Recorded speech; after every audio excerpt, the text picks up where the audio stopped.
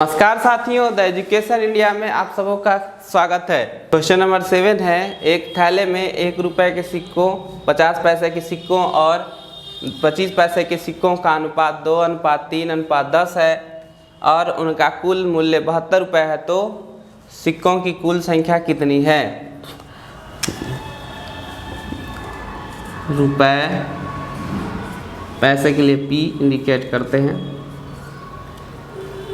1P2, 1 रुपए का, 50 पैसे का और 25 पैसे का किस अनुपात में है? संख्या का जो अनुपात है वह है 2:3:10। इस पैसा को अगर रुपए में तब्दील की जाए तो 0.5 लिख सकते हैं, इसको 2.5 लिख सकते हैं।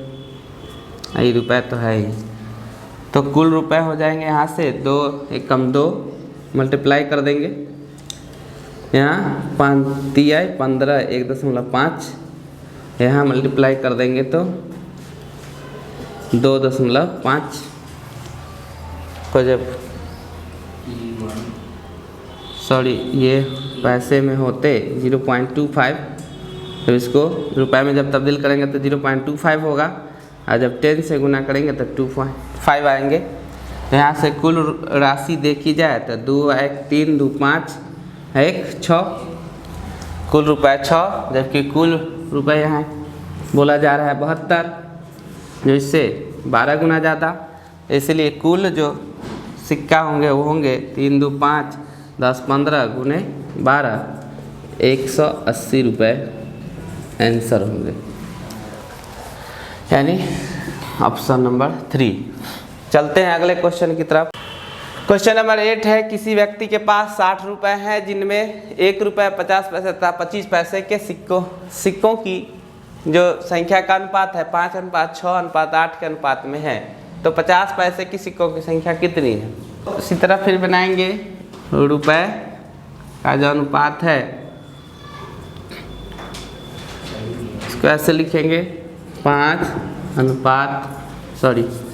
रुपए के अनुपात, रुपए कौन कौन है? 1 रुपये है, 50 पैसे है और 25 पैसे है। इसको रुपए में तब्दील कर देते हैं तो 50 पैसे के लिए हम लिख सकते हैं 1/2 रुपये, 25 पैसे को लिख सकते हैं 1/4 रुपये, और संख्या का जो अनुपात दिए हुआ है वो दिए हुआ है 5:6:8।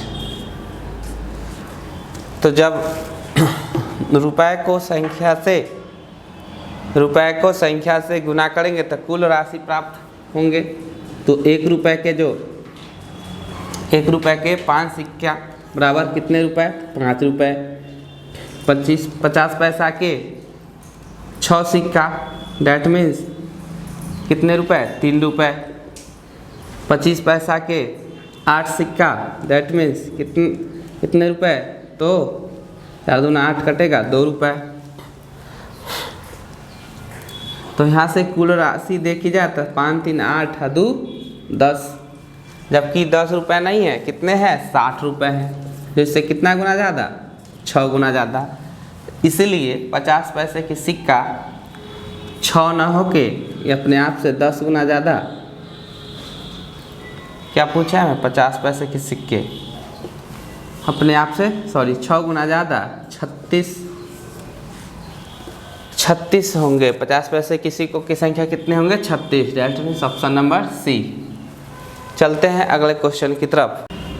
क्वेश्चन नंबर 9 है, 2 संख्याओं का अनुपात 5:8 है, यदि प्रत्येक संख्या में 12 जोड़ा जाए तो उनका अनुपात 3:4 हो जाता है, तो पहली संख्या का मान क्या है? लीजिए, ये तो बहुत ही आसान क्वेश्चन आ गया आपके सामने। ऐसा क्वेश्चन आप पीछे के वीडियो में देख चुके हैं, देखते हैं। वैसे हम बताए थे कि 2 संख्याओं का अनुपात जब दिया रहे और प्रत्येक में कोई भी डिजिट जोड़ा जाए तो इसको कैसे बनाते हैं? तो यहाँ 2 संख्या मान लेते हैं A और B। तो A अनुपात B 5:8 है, प्रत्येक में 12 जोड़ा जाता है, तो जो नया अनुपात प्राप्त होता है 3:4 होता है। तो सबसे पहले अनुपात को बराबर कर लें। बराबर करने के लिए क्या करते हैं, दोनों के बीच गैप 1 का है तो ऊपर में 1 से गुना कर दीजिए, और ऊपर वाले में कितने का गैप है, 3 का है, तो नीचे में 3 से दोनों को गुना कर देंगे।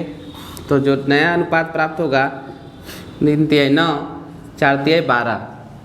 तो यहाँ से देखा जाए तो कितना जोड़ा जा रहा है, 4 जोड़ा जा रहा है, इधर से भी 4 जोड़ा जा रहा है, जबकि क्वेश्चन में कह दिया है कि कितना जोड़ा जाता है, 12। 4 ना जोड़ के 12, तो इससे कितना गुना ज़्यादा जोड़ा जा रहा है, 3 गुना ज़्यादा, 4 तिहाई 12। इसलिए जो पहली संख्या जो होगा वो भी 5 न होकर अपने आप से 3 गुना ज़्यादा 5 तिहाई 15 होंगे आंसर। चलते हैं अगले क्वेश्चन की तरफ। क्वेश्चन नंबर 10 कहता है 2 मात्राओं का अनुपात 7:18 है। यदि पहली मात्रा 147 है तो दूसरी क्या होगी, दूसरी मात्रा क्या होगी। 2 मात्राओं का अनुपात, मात्रा मान लेते हैं A और B है, इसका अनुपात 7:18 दे दिया। अतः पहली मात्रा 147 है, पहली मात्रा 47 है, जबकि यहाँ पर पहली मात्रा देखा जाए तो 7 है। आई क्वेश्चन कर रहा है 147 है, तो इससे कितना गुना ज़्यादा, तो 21 गुना ज़्यादा। तो दूसरी मात्रा पूछा था, ये भी 18 ना होकर अपने आप से 21 गुना ज़्यादा 378 होंगे, यानी कि ऑप्शन नंबर सी। चल, ये क्वेश्चन नंबर 10 था। अब आगे के क्वेश्चन में देखते हैं, क्वेश्चन के साथ कुछ थ्योरेटिकल प्रोसेस भी देखेंगे। जो थ्योरेटिकल प्रोसेस है वो है विलोमानुपात या व्युत्क्रमानुपात। यदि आपको रेशियो एंड प्रोपोर्शनल के क्वेश्चन में विलोमानुपात या व्युत्क्रमानुपात यानी इन्वर्स और रेसिप्रोकल रेशियो पूछ दे तो हम इन तरीकों से बनाएंगे। सबसे पहले जानते हैं कि विलोमानुपात या व्युत्क्रमानुपात क्या होता है। तो इसकी परिभाषा है कि यदि एक राशि का मान बढ़ने से दूसरी राशि का मान घट जाए तो उसे व्युत्क्रमानुपात में कहेंगे या विलोमानुपात में कहेंगे, या एक राशि के घटने से दूसरी राशि का मान बढ़ जाए तो भी उसको इन्वर्सली प्रोपोर्शनल कहते हैं या रेसिप्रोकल रेशियो कहेंगे।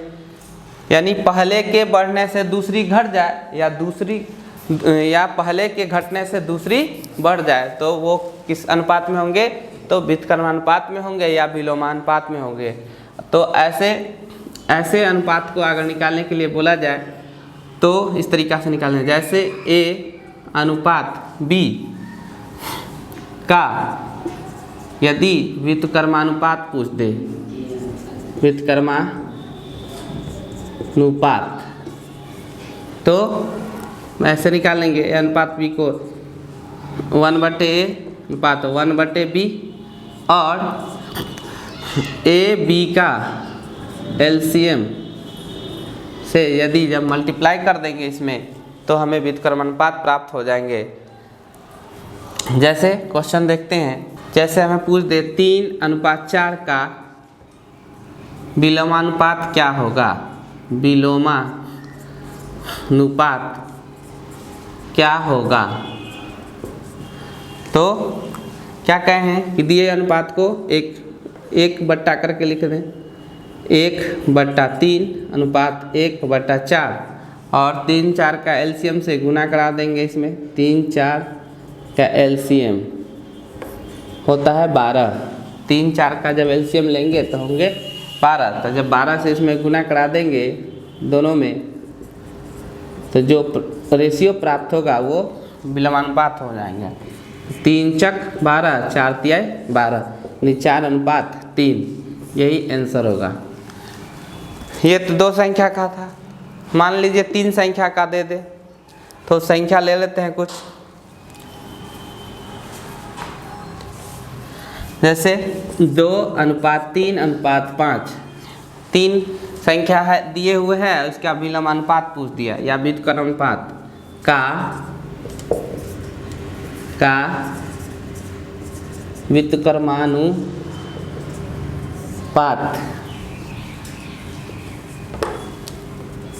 बतावे। 3:5 का व्युत्क्रमानुपात बतावे तो फिर क्या करेंगे, इसे 1/2 अनुपात 1/3 अनुपात 1/5 और तीनों के एलसीएम से अगर हम मल्टीप्लाई कर देते हैं तो 2, 3, 5 का एलसीएम लेंगे तो हो जाएंगे 30। तीनों का एलसीएम 30 होगा, तो गुना करा देंगे तो ये 15 दूना 30, यहाँ से 10 तिया 30, ये 5 30, तो रेशियो जो मिलेगा 15:10:6, ये रेसिप्रोकल होंगे या इन्वर्स होगा। अगला है जटिल अनुपात, कंपाउंड रेशियो।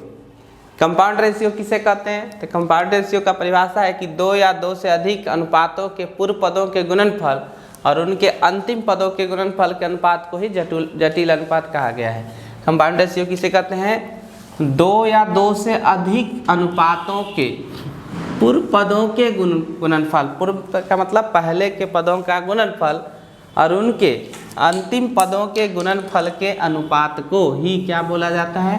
तो जटिल अनुपात बोला जाता है या जटिल अनुपात कहते हैं। जैसे अगर पूछ दे 2:3, 4:5 तथा 3:5 का जटिल अनुपात क्या होगा, तो इसके लिए निकालेंगे। क्या कहा था कि पहले पूर्व पदों का गुणनफल यानी पहले के पदों का गुणनफल 2:3, 4:5 और 3:5। पूर्व पदों यानी पहले के पदों का गुणनफल कर दीजिए यानी गुना कर दीजिए, तो 4 दूना 8 त्रिक 24। आप बाद के पदों का गुणनफल कर दीजिए, 5 दिए 15, 5 75। अगर इसे हम काटेंगे 3 से तो 8 त्रिक 24, 25 तिया 75 यानी 8:25 जो होंगे वो जटिल अनुपात होंगे यानी डुप्लीकेट रेशियो।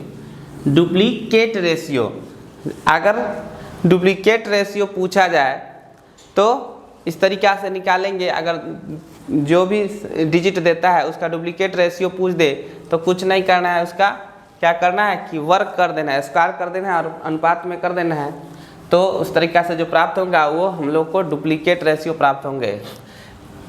जब दिए हुए संख्या का वर्ग निकाल के अनुपात निकाल देते हैं तो वो वही द्विघाती अनुपात या वर्गमूलानुपाती अनुपात कहलाता है। जैसे A/B/C का द्विघाती अनुपात पूछे तो A²/B²/C² कर दीजिए। तो इस पे डिजिट पे लेके चलते हैं। अगर 3:5:7 का द्विघाती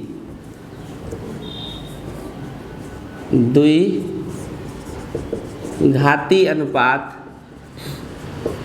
या वर्गमूलानुपाती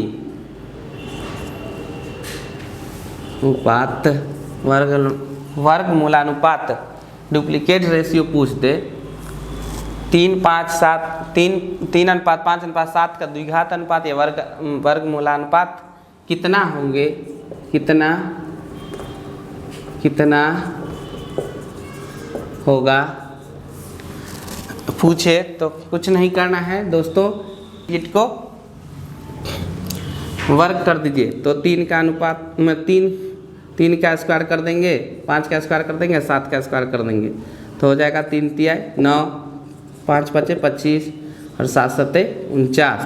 तो इस तरह से जो रेशियो प्राप्त होगा वो द्विघाती अनुपात होगा या वर्गमूलानुपात होंगे। चलते हैं आगे की कड़ी में।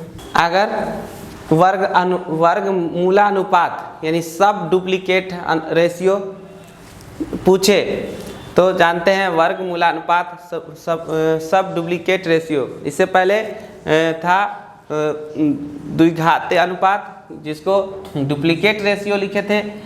अब है वर्गमूलानुपात जिसको कहते हैं कि सब डुप्लीकेट रेशियो। जब पूछे तो दी हुए संख्या को कुछ नहीं करना है, सिर्फ आप उसका रूट अंडर करके अनुपात निकाल दीजिए। तो इस तरह से जो आपको प्राप्त होंगे वो वर्गमूलानुपात यानी सब डुप्लीकेट रेशियो प्राप्त होंगे। जैसे 81:256:121 का सब डुप्लीकेट रेशियो बताइए, तो इसका क्या करिए तो रूट अंडर कर दीजिए। तो 81:256 221 का रूट अंडर, तो 81 का, हाँ 121 का 81 का 9 आएंगे वर्गमूल, 256 का 16, 121 का 11। तो इस तरीक़ा से जो प्राप्त होंगे वो हमें सब डुप्लीकेट रेशियो यानी वर्गमूलानुपात प्राप्त होंगे। यदि हमें ट्रिप्लिकेट रेशियो पूछा जाए क्वेश्चन में, तो जैसे a अनुपात b अनुपात c का त्रिघात अनुपात, तो कुछ नहीं करना है, दिए हुए संख्या का सिर्फ घात 3 देना है। नाम है त्रिघाती यानी 3 का घात, तो 3 घात कर देंगे। जैसे यहाँ a अनुपात b अनुपात c है तो 1 के पावर 3 अनुपात b के पावर 3 अनुपात c के पावर 3। उसी तरह तो इसी प्रकार जब हम डिजिट लेते हैं, जैसे 3 अनुपात 5 अनुपात 4 का त्रिघाती पूछे तो क्या करेंगे, 3 के पावर 3 अनुपात 5 के पावर 3 अनुपात 4 के पावर 3 करेंगे, तो जो रेशियो मिलेगा वो 27 3 3 9 3 27 अनुपात 125 अनुपात 64 प्राप्त होंगे। इसी प्रकार आगे अगर हमें घन मूलानुपात पूछे तो त्रिघातीय अनुपात था, अगर घन मूलानुपाती पूछे यानी सब ट्रिप्लिकेट रेशियो पूछे, जैसे वो था डुप्लीकेट सब डुप्लीकेट, उसी तरह यहाँ है ट्रिप्लिकेट रेशियो और सब ट्रिप्लिकेट रेशियो। तो दिए हुए संख्या का अगर घन मूलानुपात पूछे तो संख्या का क्या करेंगे, घात निकाल देंगे, त्रिघात यानी कि घनमूल निकाल देंगे और उसका अनुपात निकाल देंगे। तो इस तरीक़ा से जो रेशियो प्राप्त होगा वो घन मूलानुपात प्राप्त होंगे। जैसे 64 अनुपात 729 अनुपात 125 का घन मूलानुपात पूछा है, तो हम क्या करेंगे, इसका घनमूल निकाल लेते हैं 64 का, त्रिघाती 729 का और अनुपात 125 का।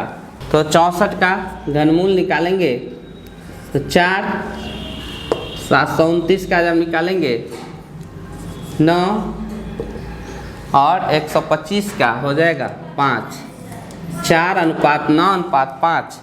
हम ये घन मूलानुपात यानी सब ट्रिप्लिकेट रेशियो प्राप्त होंगे। तो आज के वीडियो में इतना ही, अब क्लास को समाप्त करते हैं। जय हिंद, जय भारत।